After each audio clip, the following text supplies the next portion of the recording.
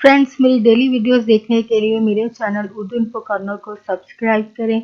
Channel को subscribe करने के लिए वीडियो के नीचे दिए गए रेड कलर के बटन पर क्लिक कीजिए और साथ बेल आइकन पर भी क्लिक कीजिए। इस पर क्लिक करने से आपको हमारी हर नई आने वाली वीडियो की अपडेट मिल सकेगी और आप हमारी वीडियो सबसे पहले देख सकेंगे।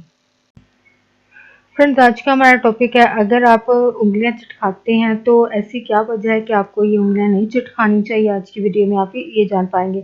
अक्सर लोग वक्फे वक्फे से अपनी उंगलियां जो चटखाते रहते हैं, ये अमल बिलखुसूस किसी महफिल में अच्छा तासुर भी काम नहीं करता। तिब्बी एतबार से भी ये एक मुफीद हरकत नहीं होती है।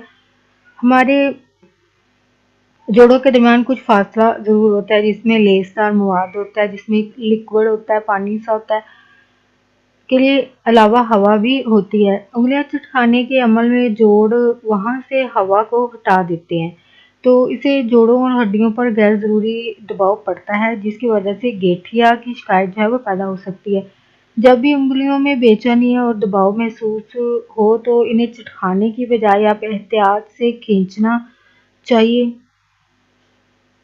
या भी 2-3 मरतबा आप मुट्ठियों को जो है वो खूब कसकर बंद करके खोल देने से ये आदत जो है वो आपकी छूट जाएगी।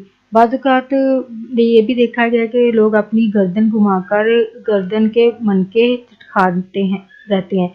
ये आदत भी बहुत बुरी है। फ्रेंड्स, मेरी वीडियो को लाइक ज़रूर करें, शेयर ज़रूर करें फ्रेंड्स के साथ, और प्लीज़ कमेंट ज़रूर करें। और अगर आप यहाँ पे न्यू फ्रेंड हैं तो प्लीज़ चैनल को सब्सक्राइब ज़रूर करें।